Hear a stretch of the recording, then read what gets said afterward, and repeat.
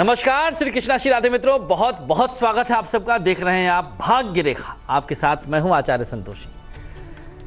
आज हम आपको बताएंगे भाग्य रेखा में कि आपके नाखूनों के साथ किस ग्रह का संबंध है।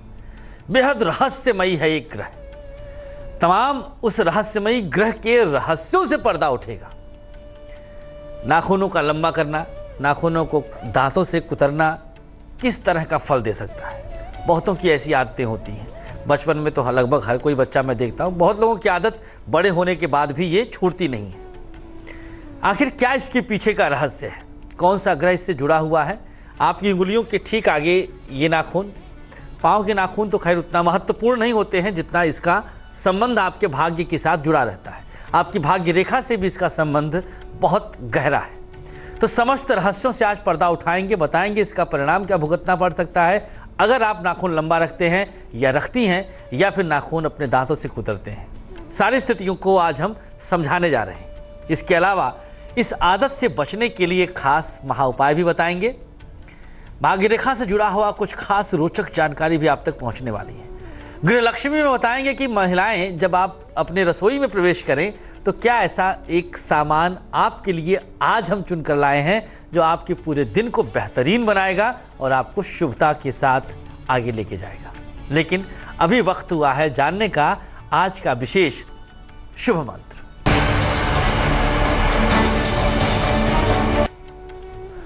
ओम क्लीं केतवे नमः। ओम क्लीं केतवे नमः। इस मंत्र का प्रयोग क्या है? ये केतु का खास शक्ति बीज मंत्र है।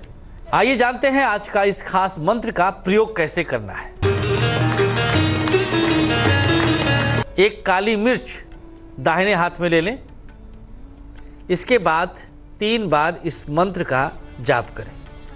ओम क्लीं केतवे नमः 3 बार जाप करने के बाद इसे अपने पास रख लें और अपने घर से निकल जाएं। अब पूरा दिन आपका सुरक्षित रहेगा, पूरा दिन आप सही सलामत रहेंगे, हर प्रकार की शुभता पाएंगे और शुभता के साथ सबसे बड़ी चीज सफलता भी पाएंगे।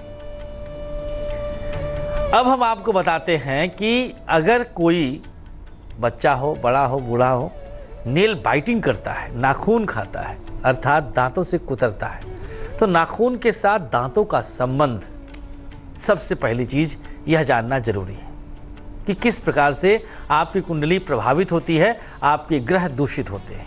इस आदत से बचा कैसे जाए, नेल बाइटिंग किस तरह से बुरी और क्यों बुरी है।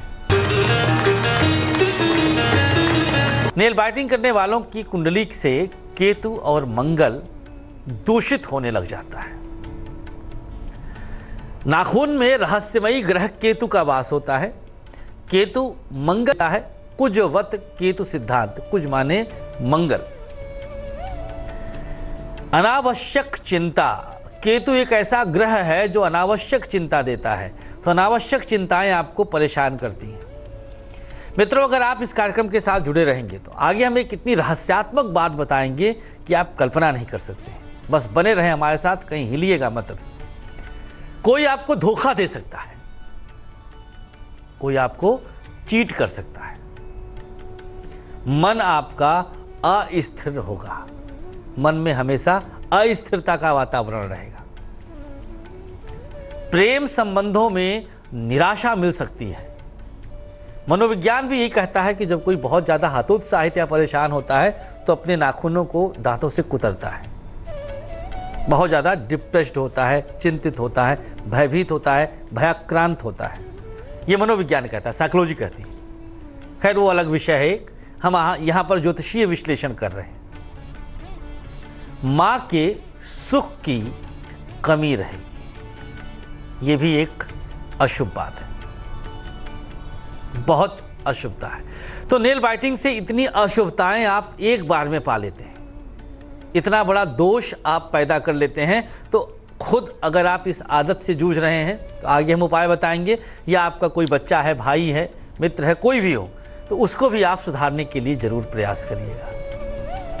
एक फैशन है, एक ट्रेंड है नाखूनों को लंबा रखना। आप ये भी घर में बहुत लोग रखते होंगे, महिलाएं, माताएं, बहनें, खास तौर पर पुरुषों को भी हमने देखा कुछ खास नाखूनों को बढ़ा लेते हैं, कभी छोटी उंगली, कभी कोई। बहरहाल शौक के तौर पर ठीक है, लेकिन शौक किस तरह का? क्या अपने आप को तकलीफ में डालकर, अपने भाग्य को बिगाड़ कर हम अपने शौक को पूरा करें तो यह उचित लगेगा? नहीं ना। तो आइए हम प्रकाश डालते हैं कि नाखून को लंबा रखने से किस प्रकार का दोष आपके जन्मांक में पैदा होता है। अगर कोई नाखून को लंबा रखता है तो उसका बृहस्पति और केतु दोनों यहां पर दूषित होने लगता है। बृहस्पति और केतु दोनों दूषित होता है, ध्यान दीजिएगा। प्रेम के मामलों में ऐसे लोग धोखेबाज होते हैं। जो नाखून लंबा रखते हैं ये स्वतः धोखा दे सकते हैं, खुद धोखा देते हैं। इन्हें कोई देगा नहीं देगा वो बात की बात है, लेकिन ऐसे लोगों को, बाकी लोगों को हम कह रहे हैं कि ऐसे लोगों से आप सावधान रहें, ऐसे लोगों पर भरोसा कम करें तो बेहतर है। सामान्यतया लोगों को आप पर भरोसा कम होगा भी, कम विश्वास करेंगे लोग आप पर, क्योंकि आपका बृहस्पति भी पीड़ित हुआ और केतु तो खैर पीड़ित हो ही गया है। तो बृहस्पति अगर पीड़ित होगा तो ऐसे लोगों की शिक्षा अधूरी रह सकती है, शिक्षा अधूरी रह जाएगी, संभावना प्रबल है। नींद कम आएगी। अगर रात में इधर उधर करवट और मोबाइल चल रहा है या दवाइयां लेनी पड़ रही तो देखिए कहीं नाखून तो नहीं बढ़ा रखा आपने, ध्यान दीजिएगा। नौकरी में दिक्कत आ सकती है, परेशानी आ सकती है। आप जहां भी नौकरी कर रहे हैं वहां पर भी केतु और बृहस्पति के पीड़ित होने के कारण लोग आप पर कम भरोसा करेंगे और नौकरी में दिक्कत बट ऑब्वियस है, बहुत स्वाभाविक है। अब ये सारी स्थितियां आपके साथ घट रही होंगी। बहुत प्रबल आपके ग्रह हैं, आपका भाग्य बहुत प्रबल है, बिल्कुल स्ट्रॉन्ग भाग्य आपका है। तो हो सकता है इस प्रकार के दोषों में कुछ कमी आपको दिख रही हो, लेकिन कब तक? अब हम आपको एक नया विषय बताते हैं। अगर दुर्घटना में आपके नाखून टूट जाते हैं तो इसका क्या परिणाम मिलता है, इसका क्या फल मिलता है, आइए उस पर भी नजर डालें। यह संकेत देता है कि आपका लग्नेश और केतु पीड़ित है। यह पहला संकेत है। ये नाखून टूट गया, एक्सीडेंटल नाखून टूटा आपका। इसका परिणाम क्या है? आपके परिवार से किसी बहुत करीबी का, निजी का क्षय हो सकता है। साथ ही साथ किसी तांत्रिक क्रिया आदि के भी आप शिकार हो सकते हैं। अगर देखिए ये शक्ति है, ये आपके नाखून आपकी शक्ति है, सबसे ज़्यादा एक्टिव होते हैं। ये पोर हमारा सबसे ज़्यादा एक्टिव होता है। यहाँ पर शंख या चक्र बनते हैं।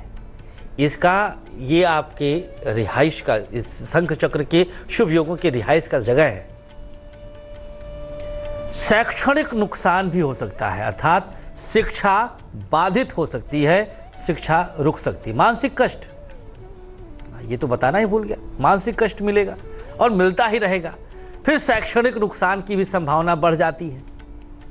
अचानक कुछ भारी नुकसान हो सकता है, अचानक कुछ भी, किसी भी तरह का। निजी का तो क्षय हमने बता ही दिया, व्यापारिक नुकसान हो गया, गाड़ी चोरी हो गई, दुर्घटना हो गई, किसी भी तरह से। ये सब संकेत है, दीज आर द सिम्टम्स, संकेत हैं ये कि आप सावधान हो जाए, और हम भी आपको सावधान ही करना चाहते हैं। अब क्या किया जाए? कुछ तो होनी होती है, होनी को कौन रोक पाया है। लेकिन अगर पहले से ही हम तैयार रहेंगे, भाग्य रेखा जैसे कार्यक्रम से आप जुड़े रहेंगे, तेज चैनल से जुड़े रहेंगे, तो रोकने के लिए भी तमाम ऐसे उपाय हम बताएंगे। चलिए आज भी हम आपको एक उपाय बताते हैं जिससे इस प्रकार के दोषों से आप बच सकें। नेल बाइटिंग करते हो, नाखून लंबा रखते हो तो उसको ना रखिएगा। अगर एक्सीडेंटल नाखून टूट करके कुछ संकेत दे रहे हैं तो सबका एक महा उपाय। आइए जानते हैं। ईंट का एक टुकड़ा लीजिए, इसके बाद उस छोटे से टुकड़े को शहद में गीला कर लीजिए। लाल रुमाल लेकर उसमें उस टुकड़े को रखकर बांध लीजिए। बांधने के बाद एक बार हर नाखून से स्पर्श कर लीजिए।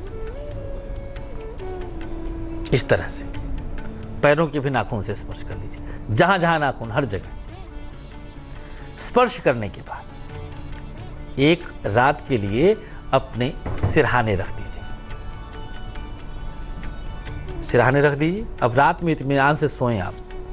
वैसे तो सपने उपने नहीं आएंगे इस उपाय के बाद, लेकिन हो सकता है कि कुछ सपने आ भी जाएं, क्योंकि केतु स्वप्न का भी कारक होता है। तो भयभीत ना होइएगा, इत्मीनान से आप इस उपाय को करिएगा।